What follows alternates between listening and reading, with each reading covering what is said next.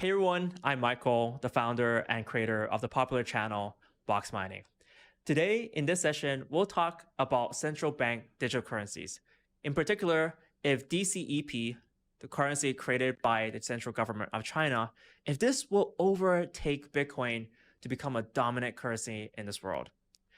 After news broke out that China is creating a central bank digital currency, a lot of countries have jumped on the bandwagon and reacted into trying to create their own CBDC as well. This is why it's important to look at this in the context of global currencies and also in the context of cryptocurrencies too. Because with cryptocurrencies such as Bitcoin, there's an alternative that is being provided for decentralized currencies as well. In this session, we have two panelists with us. One, the head trader of Genesis Block, Charles, and we also have Matthew Graham, who is the CEO of Sino Global Capital. With these panelists, we'll explore what DCEP, digital currency electronic payment, actually is, what has been announced so far, so in terms of the details of the plan to launch it and how it's going to be launched, where it's going to be launched, and how the infrastructure for that works. We'll also talk about the strategy here. What's China's overall reaching goal strategy to launch the first national digital currency?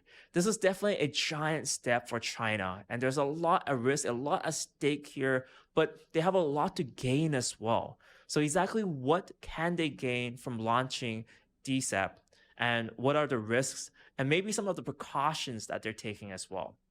We'll also introduce the trading aspect, because the digital currency trading scene will drastically be impacted by DCEP.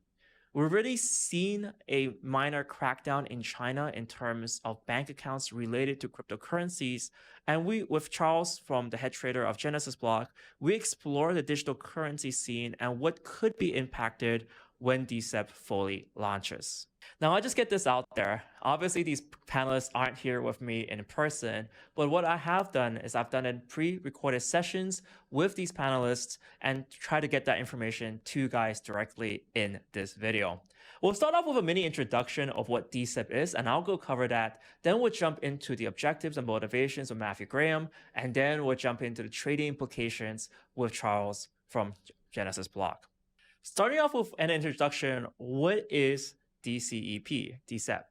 So DCEP stands for Digital Currency Electronic Payment, and it's the first national digital currency issued in the world.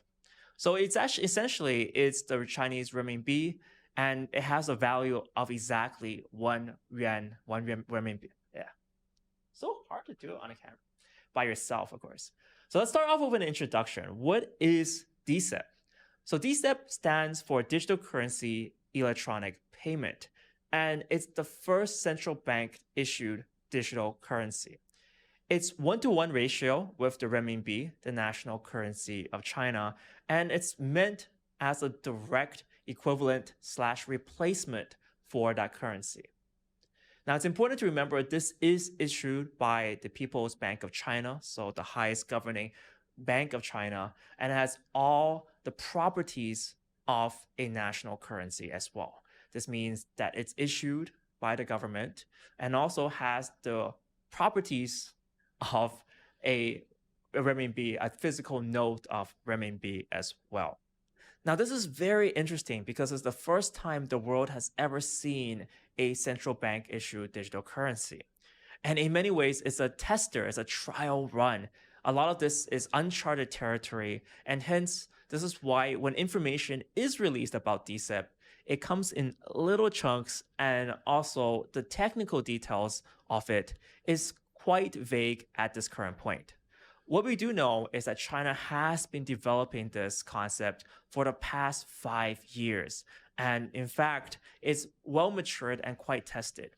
In terms of release, it is stated to release sometime this year, with initial tests being limited to a first few banks, and we'll talk about some of the structure as well in this session. Something that's also very interesting in terms of the technical details is that they borrowed a lot of technology from blockchain technology, and they use some concepts like UTXO. So in terms of unspent transactions and how particular transactions are tracked, they borrow some of these concepts, but it's important to remember that it is not a blockchain. It doesn't fully follow all the rules, and in fact, it's not public either. The central bank has the authority and the control over the currency, just like how the central bank has control over issuance and the destruction even of regular renminbi. Huang Qifan, the chairman of the China International Economic and Exchange Center, said that DCEP can achieve real-time collection of data related to money creation, bookkeeping, and providing a useful reference for the provision of money and implementation of monetary policies. And this really gives you an idea of the purpose, the original intention behind DCEP. Let's break down the intents and purposes of the creation of DCEP, starting with number one. It's going to replace the reserve money system in China. It's going to cut down the friction of communicating transfers between banks and make it very, very transparent what is going on between bank transfers. Currently speaking, there is no good unified modern way of communicating transfers between banks. Surprisingly, it just relies on age-old systems. So DCEP will bring this into the modern age and allow a transparent way to view how money is transferred between banks. It can drastically cut down the cost and the friction of banks transferring funds to each other. And also, it's going to bring more security for the banks as well. Because after all, moving physical notes is rather difficult. And by having a digital version of that, transfers can take place efficiently and also with a lot of transparency and tracking options available. Second of all, it has to do with international transfers too. So not only local transfers of currency, but this will allow Chinese banks to transfer and communicate internationally at much less friction and also less dependent on the SWIFT system too. The SWIFT system has been around for a relatively long time, but with China moving to DCEP, this will allow a way for money transfers to be communicated and to be transferred without the need of using US-based or Western entities. This gives China more control over what can be transferred and also more transparency into what is being transferred to. This gives a lot more control in terms of the central government, in terms of what their monetary policies are. They've also added the ability for parties that control and hold DCEP on behalf of customers, basically the operating banks at this current point, to have control over where money can and cannot go as well. So there's that additional layer of security for the Chinese government there as well. Lastly, DCEP will also be for peer-to-peer use within people as well. So it's designed to be a currency that can be in small amounts kept in people's wallets in apps that are issued and sanctioned by the banks. Now, what's kind of interesting and special is that there is an ability for NFC payment as well. So this is a method that can make DCEP function like a normal regular currency. By tapping two phones together, you can transfer DCEP offline without having connection to the internet.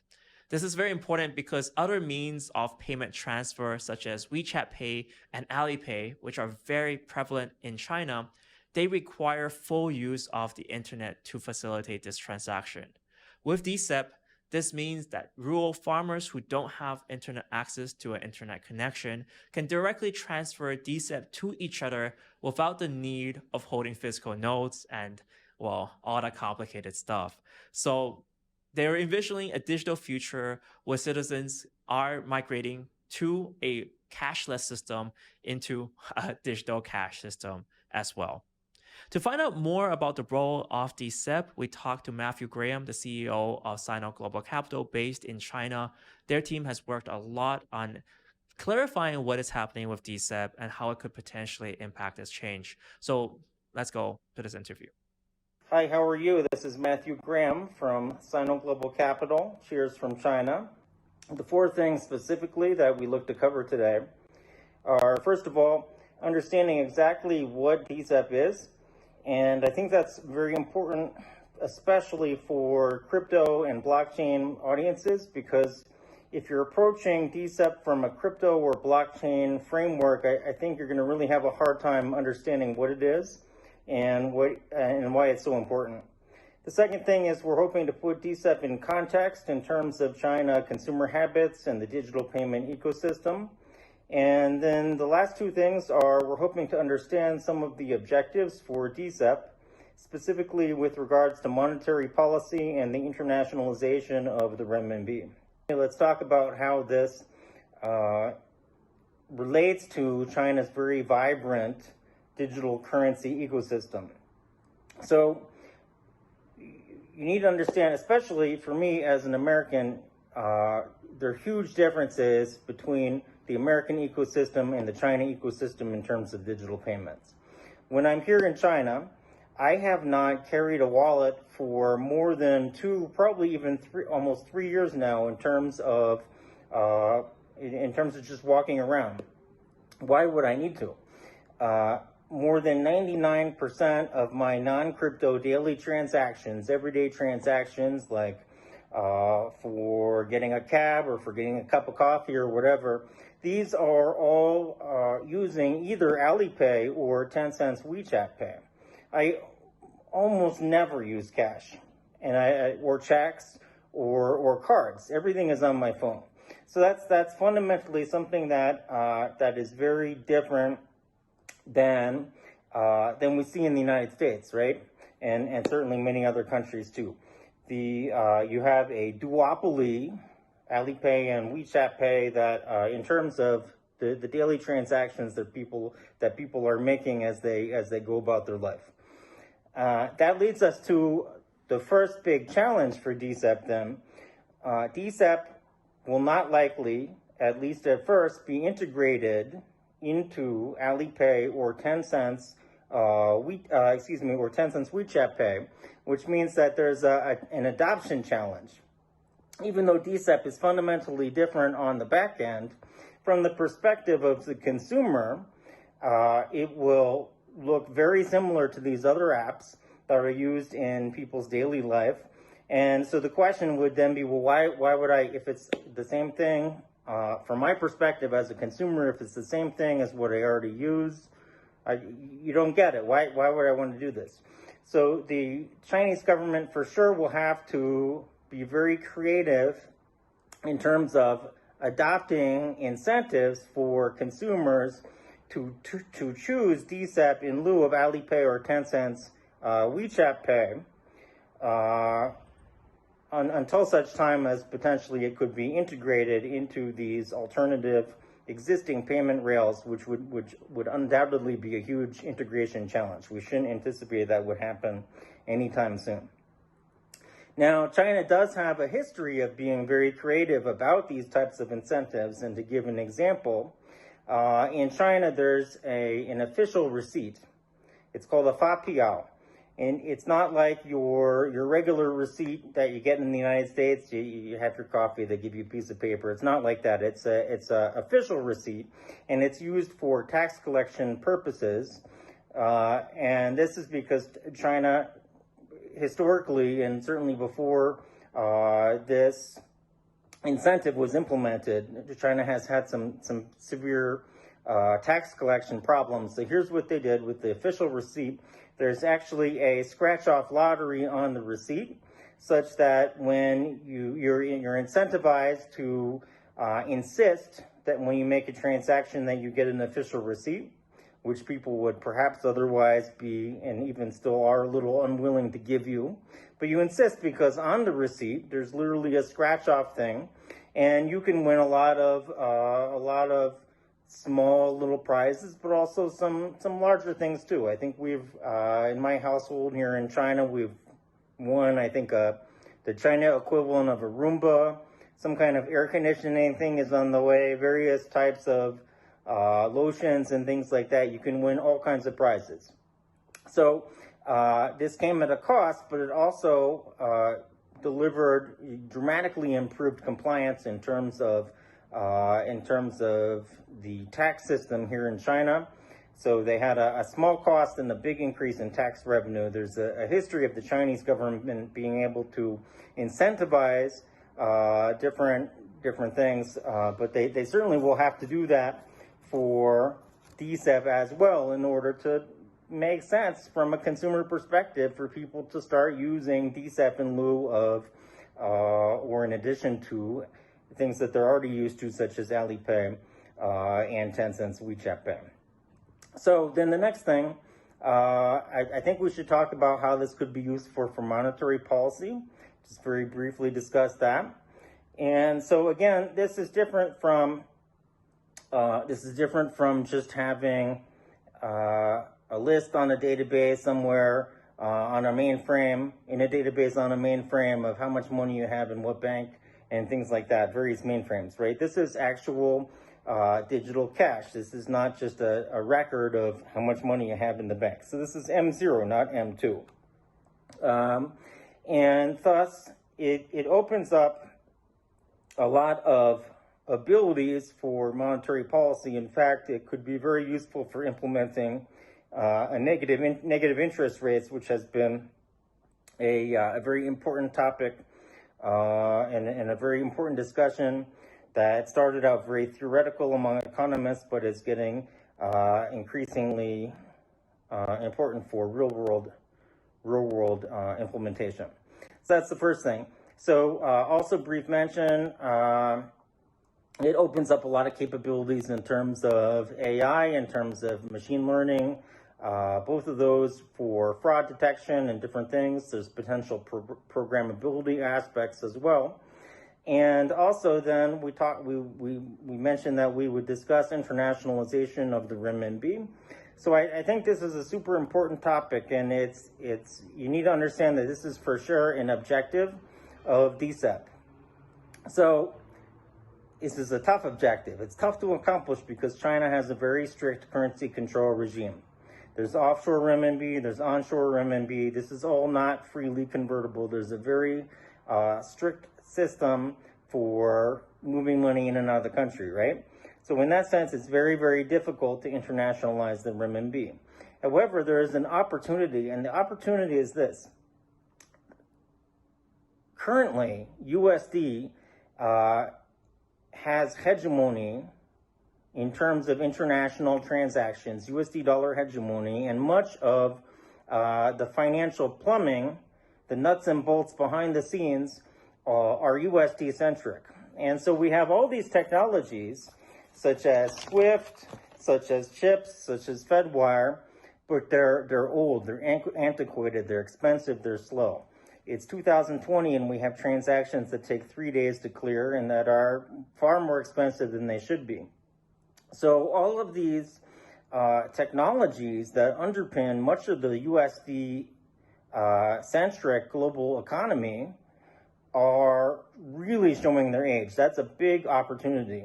If you have these 30, 40, 50-year-old technologies, there's a leapfrog opportunity. And DCEP for sure is trying to target FedWire, CHIPS, SWIFT. It's not about Bitcoin. It's about these kinds of technologies and potentially internationalizing the RMB, at least to some extent. And so what we can expect is that this will be super difficult, but China's playing the long game. They're looking to chip away at USD dollar hegemony over a period of many, many years.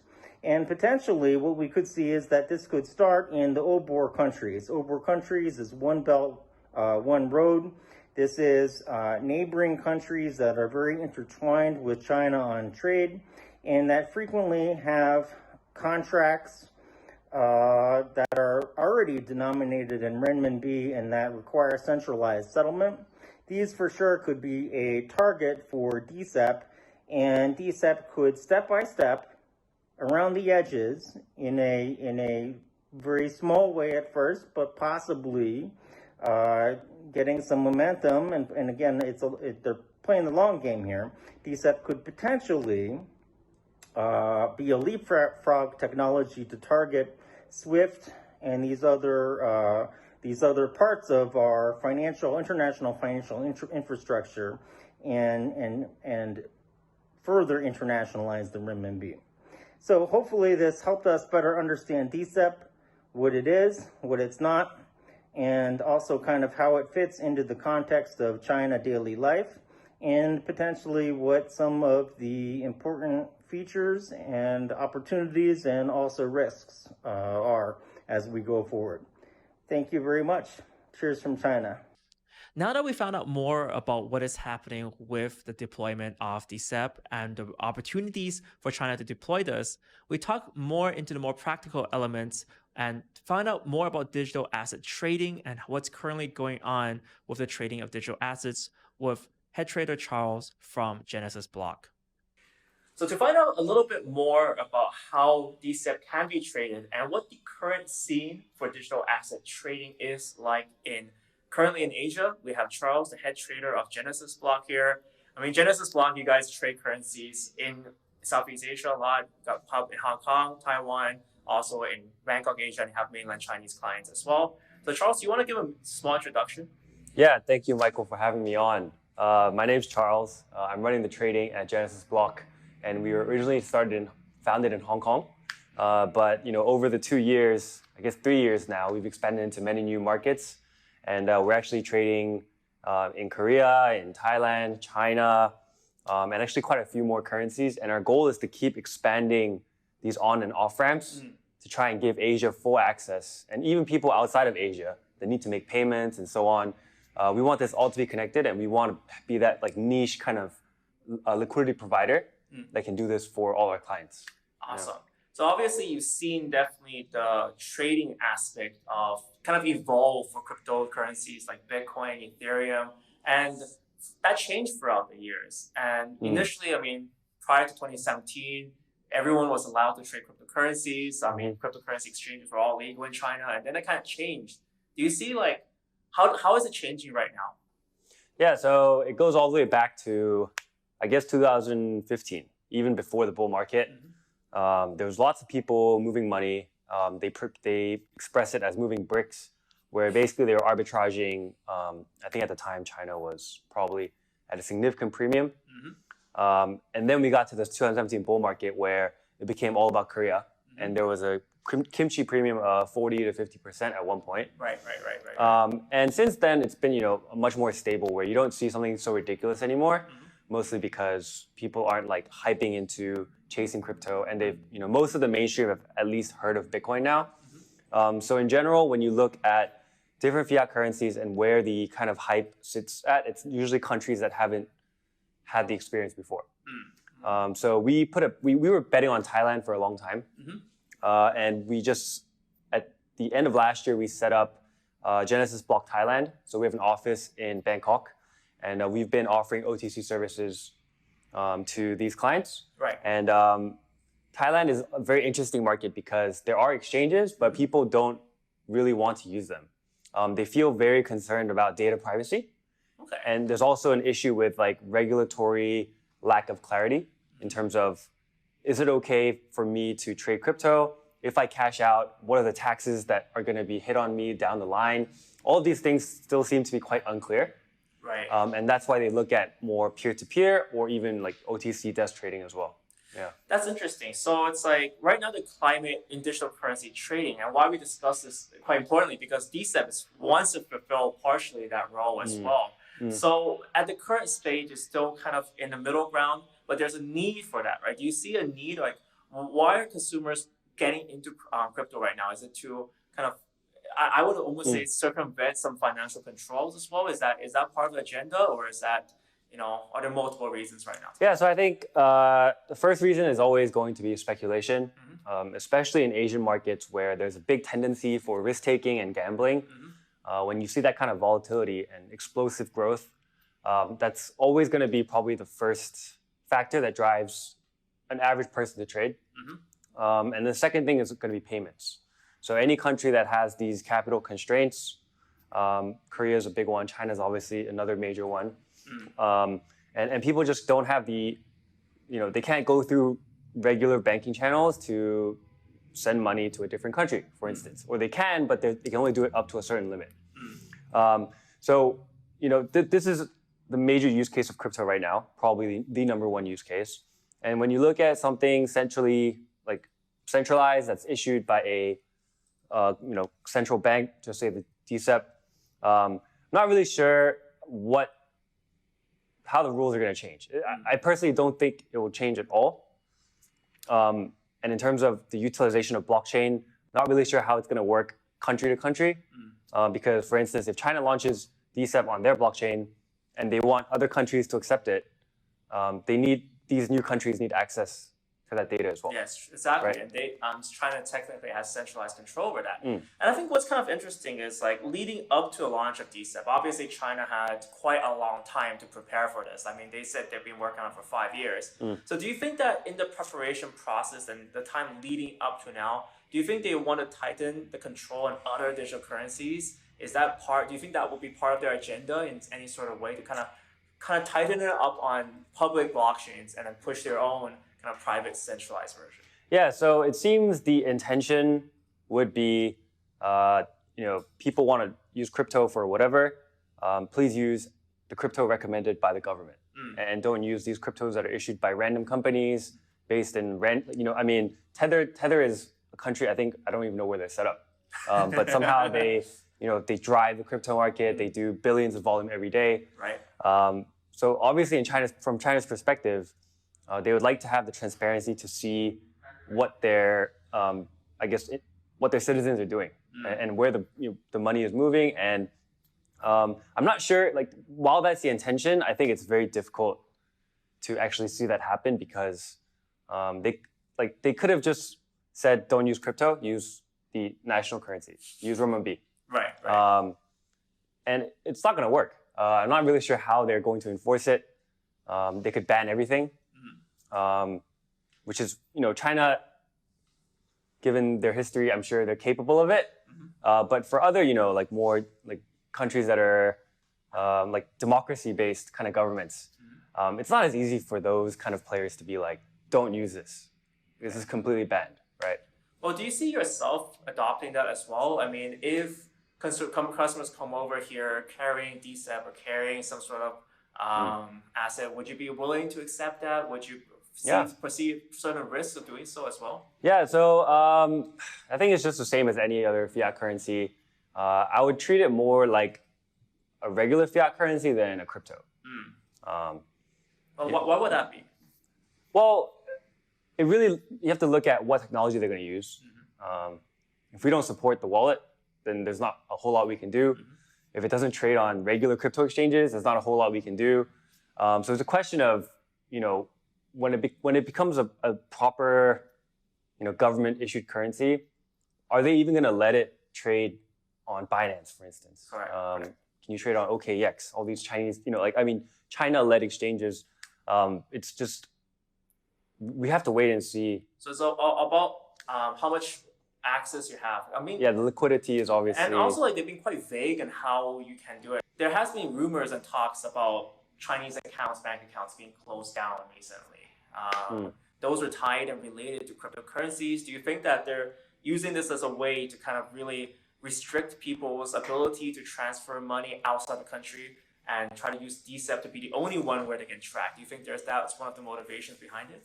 Yeah, so I think it's definitely an interesting coincidence that DCEP is being pushed this year while they crack down further on capital control and just in general tracking down dirty money or potential money laundering, anything suspicious. It might just be a coincidence, but the government is not stupid. They know how to find Huobi. They know USDT is trading in the millions or hundreds of millions actually every day in China. So they've been watching and they're just trying to formulate what is the best way to approach this. Where there's a lot of good information there. Like you can always with banking channels, you can kind of see, especially for politically important people or like very wealthy people, the government is interested in what they're doing. So DCEP ideally is another way to monitor such transactions. And of course, as soon as you issue issue any kind of token or currency, you want people to use it. You don't want to be like number 2 to some random coin called USDT, right? So I think that if they're going to launch it, that's the intention. But I'm pretty sure there will be limitations as well in terms of. It's kind of a balance, right? They're trying to find balance there.